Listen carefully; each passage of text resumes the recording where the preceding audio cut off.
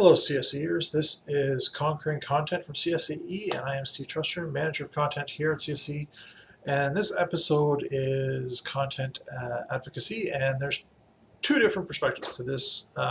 There is advocating for content and there is content as advocacy. So I'll handle the one first.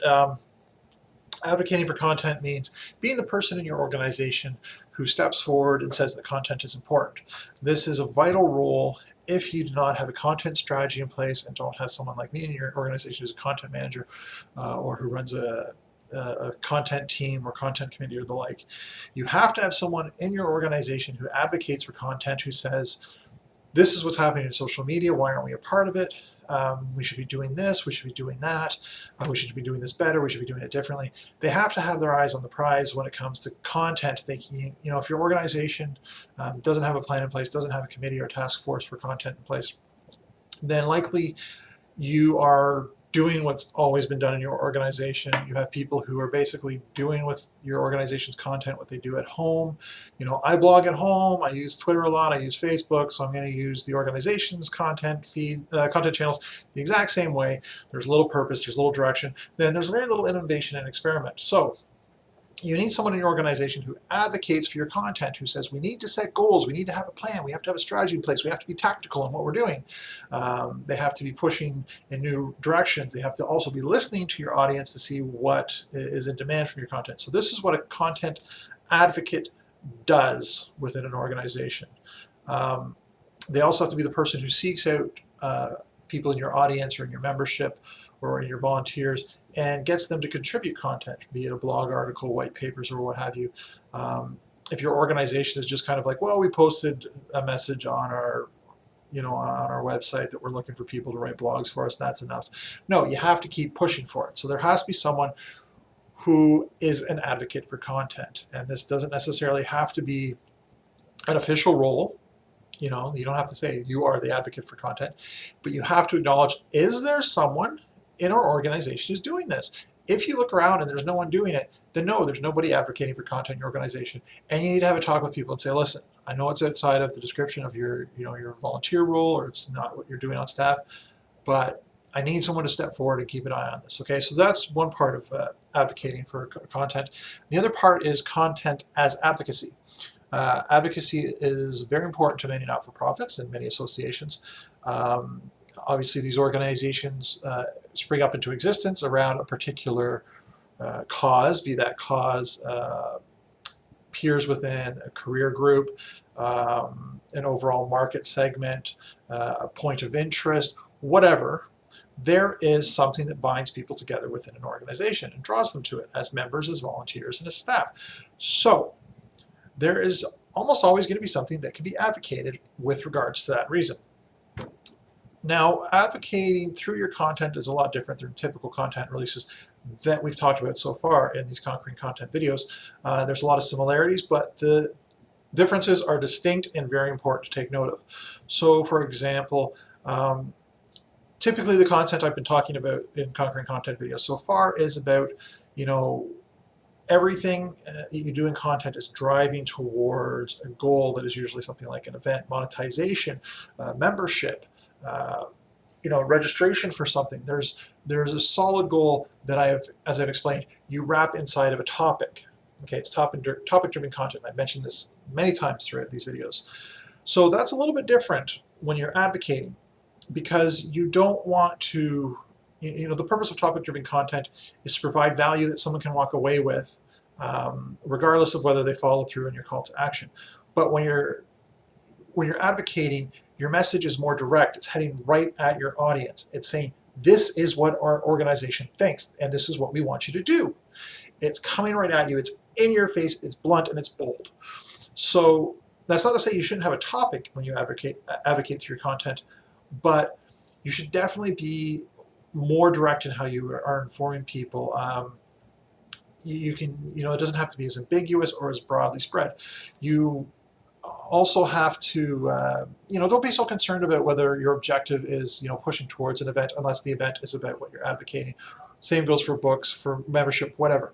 It's great if you can tag that on to your advocacy, but it is not necessary. Again, the purpose of advocacy in content is to advocate for something.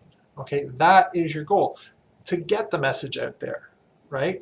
You can have an endpoint like this is what we're advocating for, and we're having a dinner for it where we want to raise funds or whatever, or there's a seminar that's going to be talking about why this is important to our membership and why it's something they need to keep an eye on. So you can have those endpoints, but generally when you advocate through your content, the message is the purpose for putting the content out, more so than most other types of content that your not-for-profit is putting out.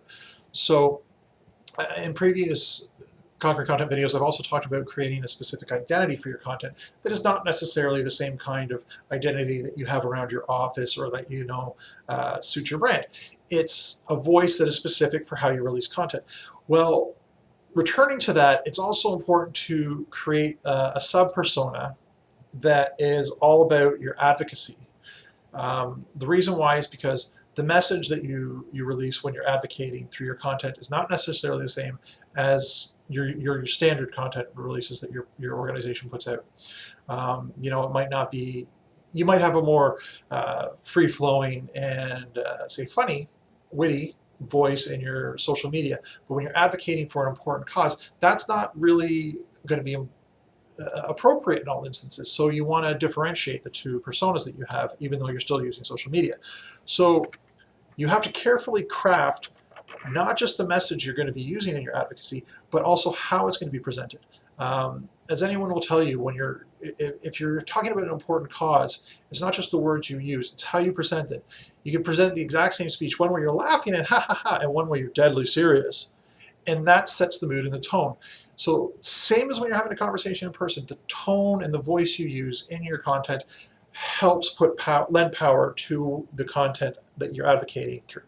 So carefully craft your identity for advocation, for when you're advocating, and similarly, identify who in your audience you are advocating to. So let's use CSAE as an example. There are certain subjects where that are relevant to the not-for-profit sector, or to associations that CSAE may address. But because of the vast and broad range of our audience and our membership, some of our members might hold one position on it, and some of our members understandably might hold another position on it, because you have people who are in, say, trades, and then you have people who represent the organizations that hire those trades, and they both have different needs and different goals, and the relationship that they have with each other is very different from those binary positions. So CSAE has to navigate through those different perspectives in its membership when it advocates. So that means we have to be careful. If we take a position, are we going to go towards this group of membership and ignore these guys? And what are the ramifications of that? Or do we want to go down the middle where we're advocating for just putting the information out there in an accurate way and allowing the audience to draw its own conclusions? That is also possible. You don't have to advocate an end game, so to speak. You can advocate just being a position of authority and a position of responsible and trustworthy information. Okay, so there's different positions you can take. So identify your audience. Who in your audience is going to relate to this information, and how will they respond? It's incredibly important. And then also, as we've previously talked about, see how you expand beyond that immediate audience. And you talk to the people who are interested, but stand outside of your membership, or the people typically have their eyes on you. And that involves, doing that research into hashtags that'll plug you into that larger agenda that you're advocating for, that doesn't necessarily apply to your standard audience. Now you also have to carefully craft the message to ensure that there's no ambiguity and as little misinterpretation as possible, because how can you advocate if people don't understand what you're saying? So carefully craft that message, carefully craft the identity, and choose the appropriate channels to release this information from. Some social media channels, for example, might not be appropriate to what you're advocating for. So I've talked about how social media the different platforms kind of have their own identity, how Twitter is kind of like the blunt, quick, direct platform because it's limited by character. Instagram is a little more loosey-goosey. just because it's very much rooted in imagery. So how these platforms function, and therefore the type of audience that they build and how that information spreads out throughout those networks is important to the persona you're creating for what you're advocating. So some things just don't suit Instagram and Pinterest, for example. Okay, if you have a very serious cause, Instagram and Pinterest might not be the best places to put it. They could be, it depends on how you work it and how you craft your visuals and the message you tie to it. But sometimes it's just not, right? Because the people who are on there might not be appropriate.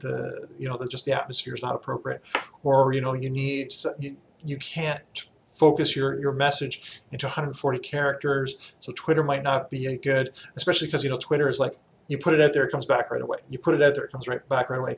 And that's not the kind of relationship you want to have for what you're advocating for. So carefully consider how those platforms and those channels that you're releasing your content through react to your content before you choose to use them. And part of that is, if you get it wrong, you'll get responses. And expect responses for any content, but especially when you're advocating. There will be people who don't like what you're saying or disagree with you, so you'll get responses. So just as you're carefully crafting your initial message, carefully craft how you will respond to feedback, both positive and negative. When you're brainstorming these things, what is your best case scenario, what is your worst case scenario, and what is your expected scenario? And prepare for each. Twist it around the negative feedback into positive. Be prepared. Don't get caught unaware. If you get caught unaware when you're advocating through content, it looks much worse than standard content, because when you're advocating, you're taking a rock solid position. You are saying, here is what we stand for, or here is what we believe, here is what we're thinking, this is what's important to us.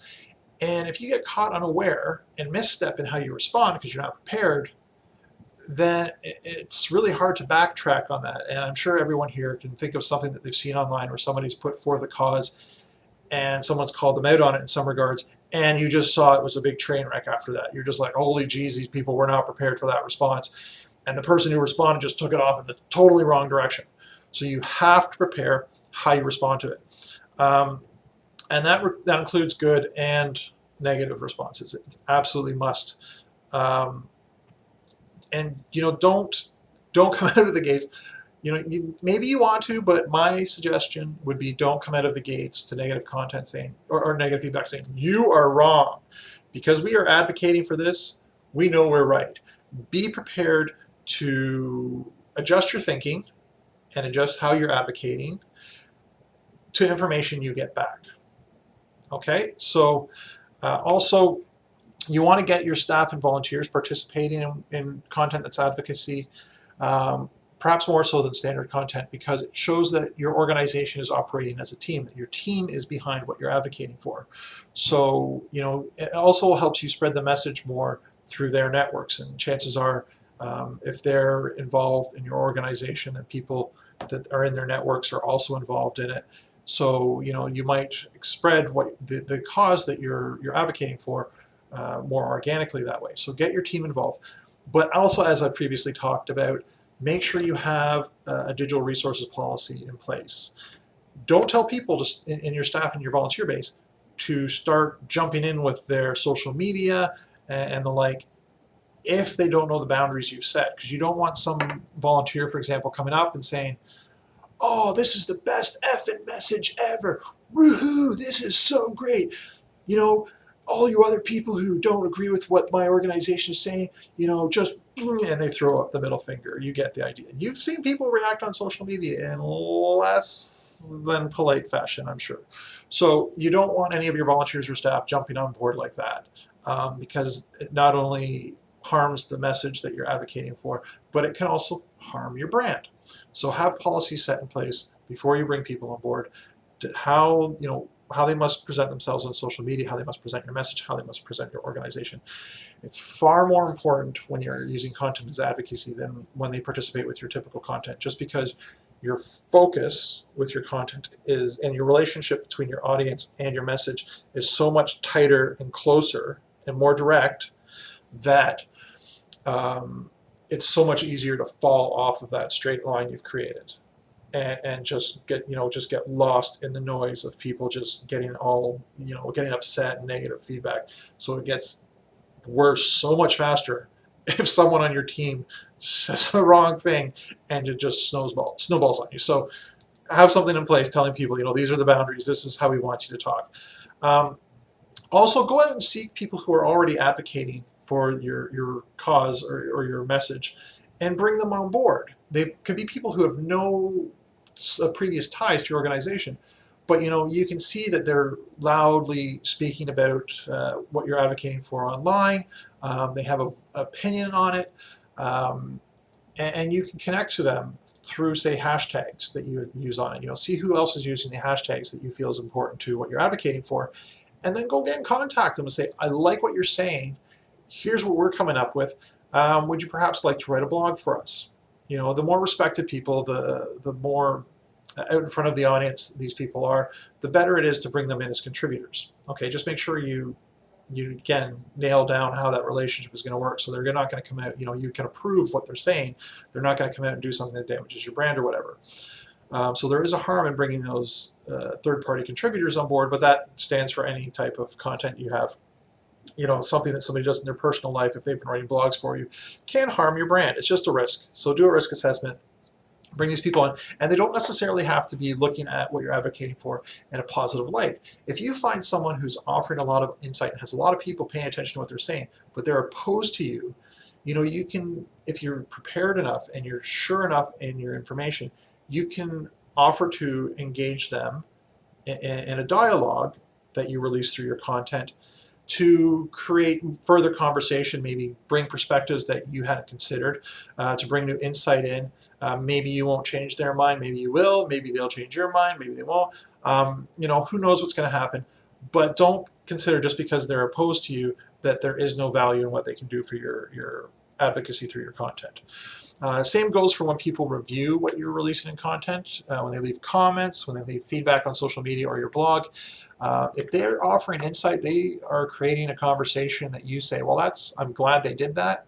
Then take it beyond that conversation and say, hey, would you like a bigger platform? Would you like to write something for us? Or can we interview something? Try and get these people involved. So this is a good thing about when you're advocating through content, is that people are more passionate, they're more involved than with standard content, even really good topic-driven content. So they're more willing to participate and engage. And by the same token, your audience is more likely smaller when you advocate through your content, but they're more likely to engage because the audience that's there is going to be more interested because, again, that topic is more direct.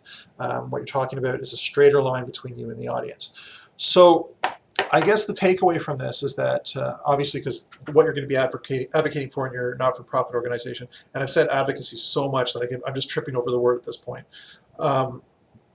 What you're advocating for in your not-for-profit is going to vary so much from what other organizations are doing that there is no, checklist, do this, do this, do this. It's just these broad guidelines. You have to develop a picture. You have to develop a plan of what you want to do, what can go wrong, what can go right, and prepare for eventualities, prepare for the unexpected, and get people involved. I'll say more so than any standard content. That's the best I can tell you, and be careful. Like I said, do a risk assessment. See what, how can this affect how your organization appears to its current broader market? How can it affect your membership? Are you going to drive people away? Or are you going to increase membership by taking this position? You just have to consider when your content a lot more deeply and thoroughly when you're advocating through it. And sometimes this means bringing legal advice into the mix, depending upon what you're advocating for. Certainly you should run any advocacy past your directors, your board, whoever is in charge of the message for your organization. You don't want to take them unaware. You certainly don't want individuals in your organization advocating their personal causes through your organization's content, no matter what it is. I mean, I think I'm going to go out on a limb here and say that most people are against things like different types of cancer, and in their personal lives, you might share posts on social media saying, help fight cancer. But is that an appropriate message for somebody to advocate from their own individual perspective through your organization's official channels. So again, you have to get approval for anything that is content advocacy that's going through your official channels. Also make sure that your bylaws are not a problem. You know, is there something in your bylaws that say, you know, when you take a particular stance on a cause that's of a certain type or in a certain area or at all, that you need to have a vote on it? You know, probably not, but make sure again that everything is in line within your own organization before you take that step to start advocating through your content channels. So that's it for this episode of CSAE's Conquering Content. It's been about content advocacy. I am Steve Trustrum again, the Manager of Content here at CSAE. If you have any comments about what was said, if you have any questions, leave it in the comments section wherever you find this video, or email me directly at steven@csae.com. That's Steven with a V, not a PH. Same goes for anything you'd like to see me talk about regarding content. Email me or leave it in the comments. And until next time, keep advocating through your content.